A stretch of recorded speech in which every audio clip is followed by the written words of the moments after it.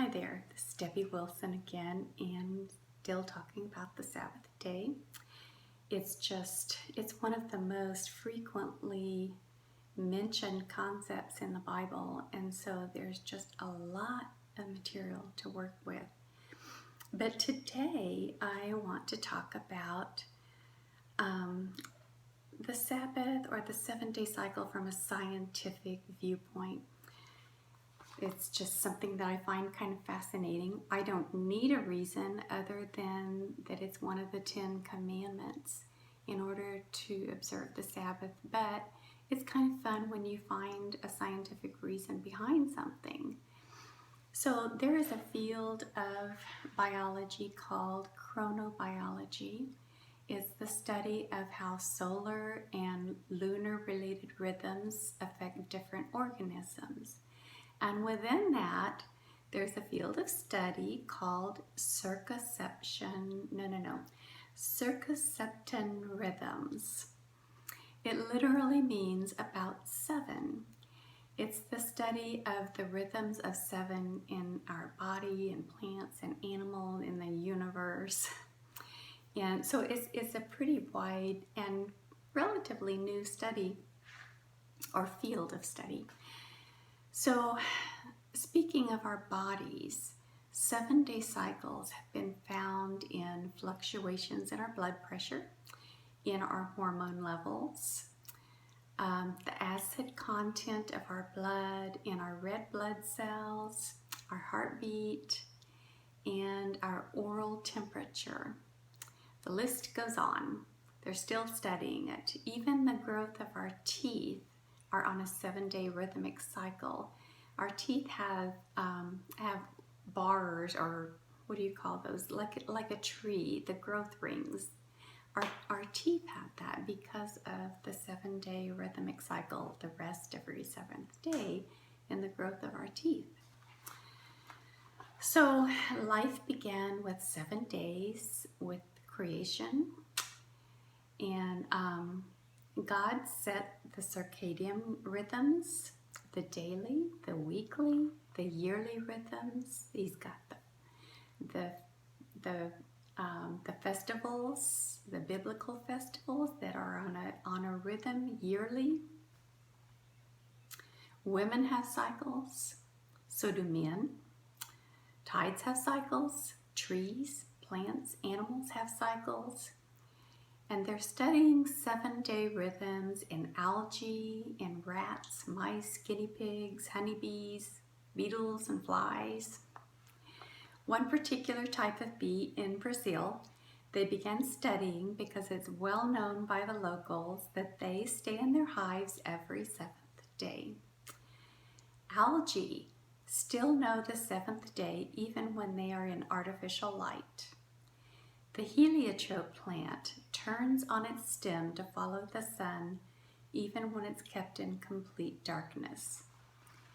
It just seems to be built within our bodies and within organisms, these rhythms that God put within us. So these rhythms are beginning to be important in medicine. At first, these built-in circaseptan rhythms were misinterpreted as being purely reactive. But this 7-day cycle is very noticeable in organ transplant rejection, for one example. So it's being studied as a consideration of the timing of drugs and surgeries. They're finding also that the seizure patterns of epilepsy have a 7-day cycle, or a 14-day cycle, or a 21-day cycle, and maybe more. I don't know. That's just what they're finding. Then there are rhythms of 7 in music. The do, re, mi, fa, sol, la, ti, and then all over again, do, re, mi again. There's 7 of them. Even viruses have 7-day cycles. A cold lasts about 7 days. Malaria and pneumonia both peak at 7 days. Chickenpox exhibits itself 2 weeks after exposure. So I could not find a reference for this or any studies on it, but I did hear someone mention that the body goes into healing mode on the seventh day rest. But it makes sense to me because I do know that our bodies are in healing mode at night when we sleep. That's when our body it goes into repair mode. So, and it's also interesting to me, this is purely speculation, but it's interesting to me that Yeshua, Messiah, healed on the seventh day more than once. So it's just, I don't know, it could be coincidence. I'm just wondering if Yeshua was kind of letting us know that the seventh day is kind of a healing day for us, besides a restful day. So the universe was created with a rhythmic cycle of 6 days and then rest on the seventh day.